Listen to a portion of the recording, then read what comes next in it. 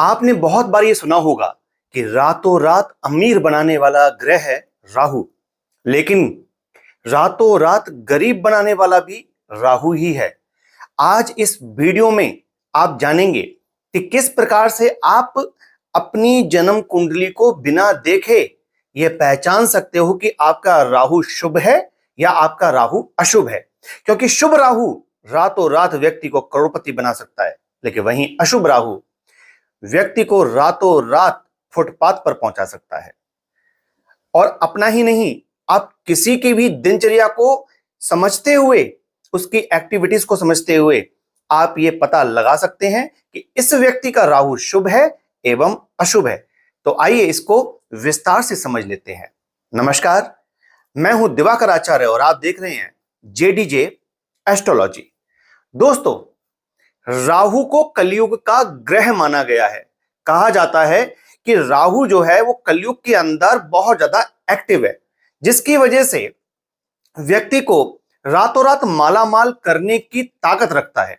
क्योंकि कलयुग के अंदर आप स्वयं भी जानते ही हैं कि जितने भी विकार हैं, विकार बोले तो शराब पीना, जुआ खेलना और कहीं ना कहीं ऐश मौज आराम करना, ये सभी लक्षण राहु के ही तो हैं। तो राहु कलयुग का प्रधान हो गया। वहीं पर बहुत तीव्र गति से, तेज गति से हर व्यक्ति चाहता है कि उसके जीवन के अंदर सारी सुख सुविधाएं आ जाएं, और ये तीव्र गति राहु की है। क्योंकि राहु को बिजली का कारक माना गया है और कहा जाता है कि सबसे अधिक गति या तो मन की है या फिर लाइट की है। तो इसी बिजली की ताकत को रखने वाला ग्रह राहु जन्म कुंडली में जब खराब होता है तो व्यक्ति को बहुत सारी तकलीफों से गुजरना पड़ता है। यहां तक कि असाध्य रोग, जीवन में ऐसी ऐसी बीमारियां जो अमीर व्यक्ति को भी गरीब बना करके रख दे, लेकिन फिर भी शरीर अस्वस्थ रहे, ऐसा देने वाला भी राहु ही है। और एक फुटपाथ पे सो रही व्यक्ति को रातों रात सोशल मीडिया के माध्यम से करोड़पति बना दे, ये दम रखने वाला भी राहु ही है। तो अब कैसे पहचानेंगे कि आपका राहु कैसा है? इन लक्षणों को समझ लीजिए। लक्षण नंबर 1, यदि आप स्वयं ऐसा अपने ऊपर अनुभव कर रहे हैं या अपने घर में किसी भी व्यक्ति पर अनुभव कर रहे हैं अथवा अपने किसी इष्ट मित्र के ऊपर यह अनुभव कर रहे हैं कि उस व्यक्ति के अंदर आलस्य बहुत ज्यादा है, इतना आलस्य है कि आज का काम कल पे टालना और कल का काम परसों पे टालना, ये हैबिट है।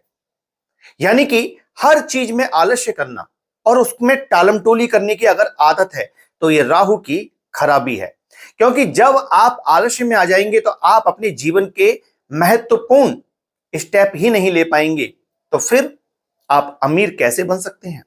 नंबर 2, यदि आप देर से नहाने की आपके अंदर आदत है, जैसे कि बहुत सारे लोग होते हैं जो हमेशा टालाटुली में लगे रहते हैं, अभी स्नान करूंगा, अभी नहा लूंगा, अभी नहा लूंगा करके वो दोपहर कर लेते हैं। अथवा बहुत सारे लोग तो सुबह स्नान करते ही नहीं है, वो रात्रि में स्नान करते हैं या शाम को स्नान करते हैं। अथवा कई लोग तो ऐसे भी हैं जिन पर राहु का बहुत ज्यादा प्रभाव होता है, वो तो 3-3 4-4 दिन स्नान ही नहीं करते।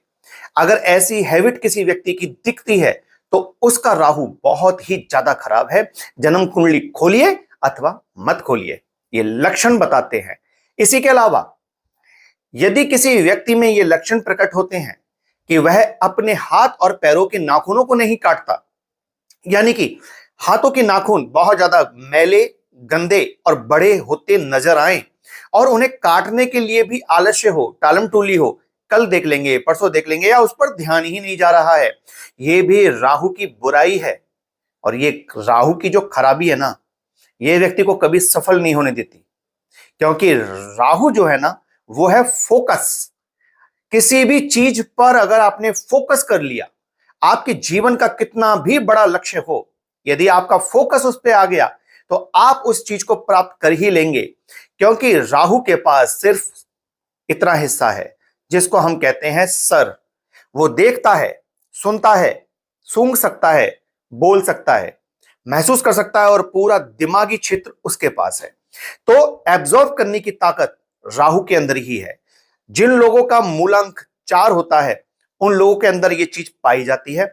साथ में जिनका स्ट्रॉन्ग राहु जन्म कुंडली में बैठा होता है वो बहुत कम बोलते हैं, लेकिन अपने लक्ष्य पर फोकस बना के रखते हैं, अपने कामकाज पर किसी को भी घुसने नहीं देते, किसी की भी टोका टाकी पसंद नहीं करते। उनको कोई टारगेट दिया जाए और उस टारगेट से पहले ही अगर कोई उनसे पूछ ले क्या वो काम हुआ, तो वो उसको फिटकार लगा सकते हैं कि आपने जो टाइम दिया है उस निश्चित टाइम के बाद आप मुझसे पूछिएगा कि काम हुआ अथवा नहीं हुआ। क्योंकि ऐसे लोग अपने टाइम के अंदर ही अंदर जो टास्क उनको दिया जाता है उसको वो खत्म कर लेते हैं। अब सोचिए ऐसे लोग जीवन में सफल होंगे या नहीं होंगे। आप में से कितने लोगों की यह हैबिट है, मेरे को कमेंट में जरूर बताइएगा। दोस्तों, राहु की तीसरा लक्षण, यदि बाल कटवाने में कोई टलाटुली करता है, बहुत बड़े बड़े बाल हो जाते हैं लेकिन बाल नहीं कटवाने जाता है इंसान, ये ही राहु की बहुत बड़ी खराबी है। इसे जन्म कुंडली में देखने की आवश्यकता नहीं है, ये स्वयं दिखाई दे जाती है। बहुत बड़े बड़े बाल रखने के बाद गर्मी लग रही है, पसीना आ रहा है, लेकिन नहीं, कटवाने नहीं जाएंगे। ये लक्षण खराब राहु के प्रकट होते हैं। अगले लक्षण की बात करें, आप अपने घर में देखिए, आपके घर में सीलन कितनी है, दीवारों पे कितनी सीलन आ रही है।